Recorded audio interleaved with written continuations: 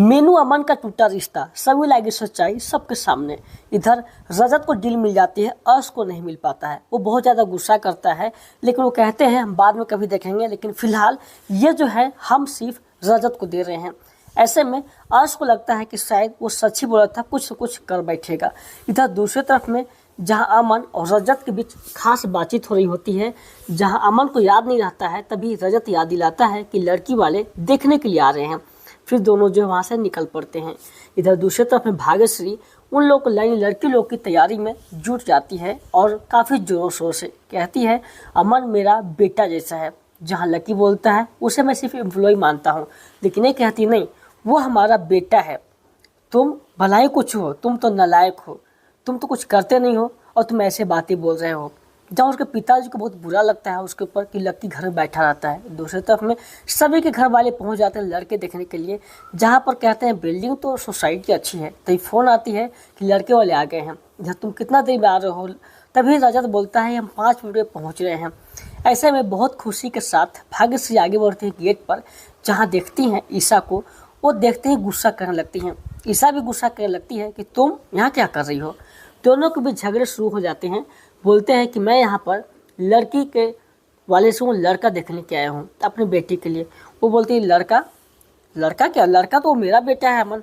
बोलती है इस बार ना कोई मजाक नहीं हो रहा है, मैं अपनी बेटी के लिए आई हूँ। वो बोलता है जिसके लिए आप आए हो ना वो मेरा बेटा है।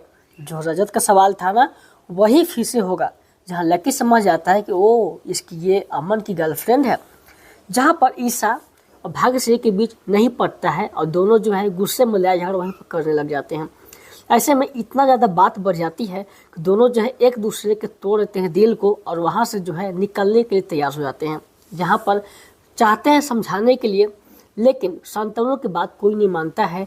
आखिरकार ईशा ज़बरदस्ती हाथ खींच कर उसे नीचे ले आते हैं, जहाँ पर जो अमन भी आ जाता है, साथ में रजत भी आता है। लेकिन अमन रोकने की कोशिश करता है। ईशा किसी की बात नहीं सुनती है, ज़बरदस्ती मीनू को बैठाती है और वहाँ से निकलने के लिए कहती है।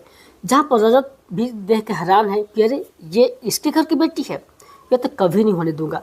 जहाँ रजत रोकता रह जाता है, लेकिन वहाँ से जो है इसके घर वाले मीनू को लेकर वहाँ से निकल जाते हैं।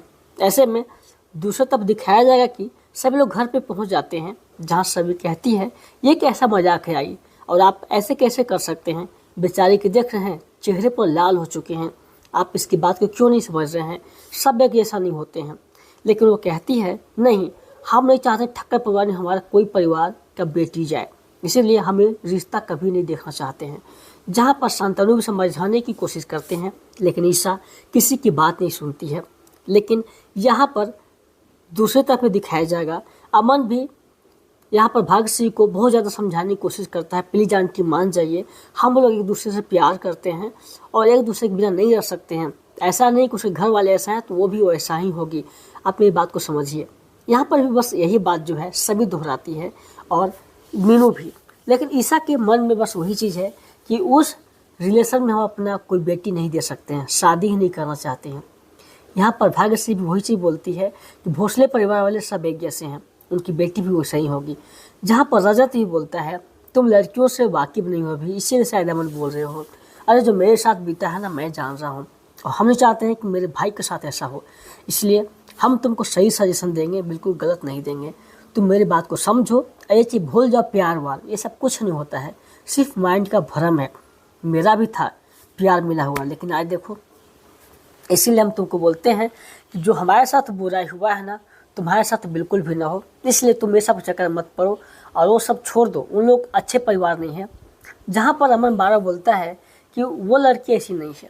इधर सभी समझाने की कोशिश करता है अपने आई को, बट सभी की बात को भी वो नहीं मानती है और कहती है ये रिश्ता नहीं हो सकता है, हमने बोल दिया तो बोल दिया।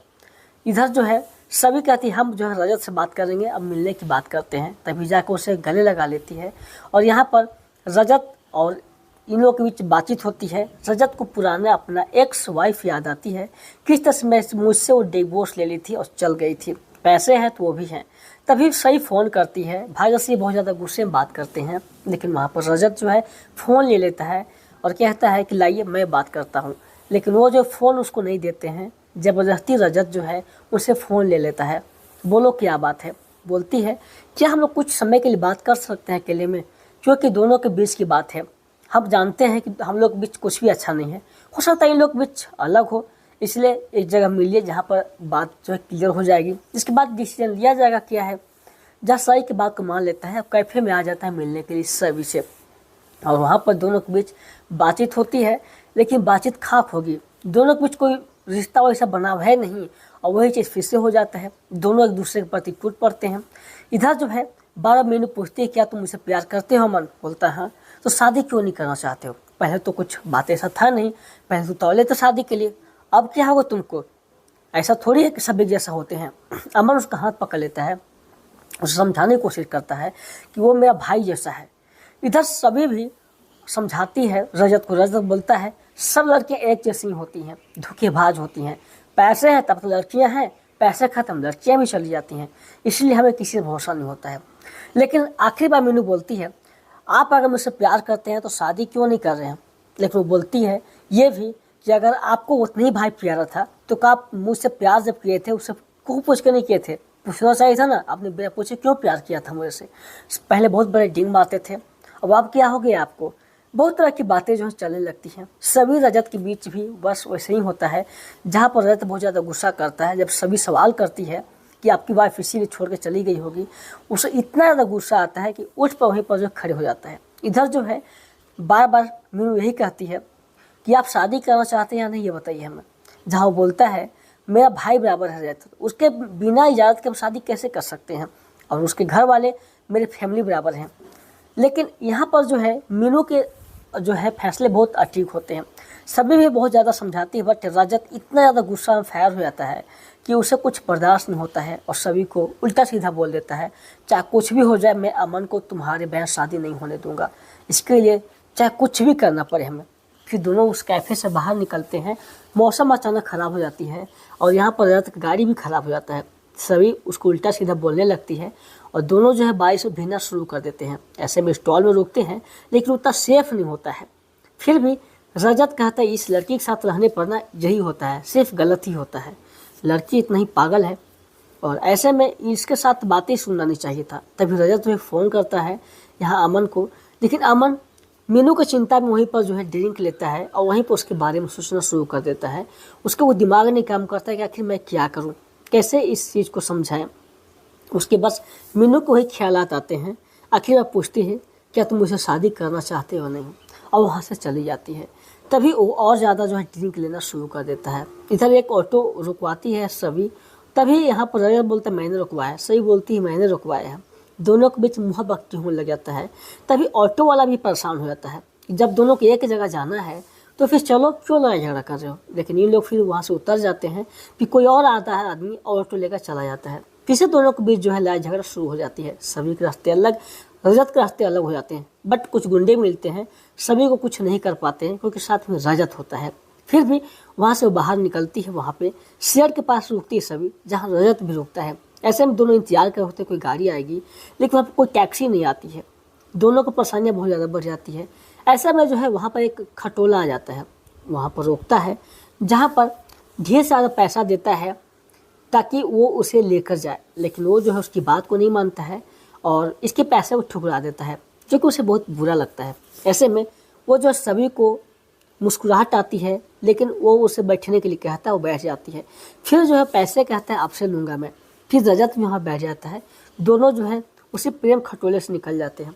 सभी कहती है आपने इसका नाम प्रेम खटोला क्यों रखा है? जहाँ कहता है वो कि एक दूसरे की जोड़ी को बना कर रखता है, प्यार को जो कभी बिखर नहीं देता है, इसीलिए इसका नाम मैंने प्रेम खटोला रखा है।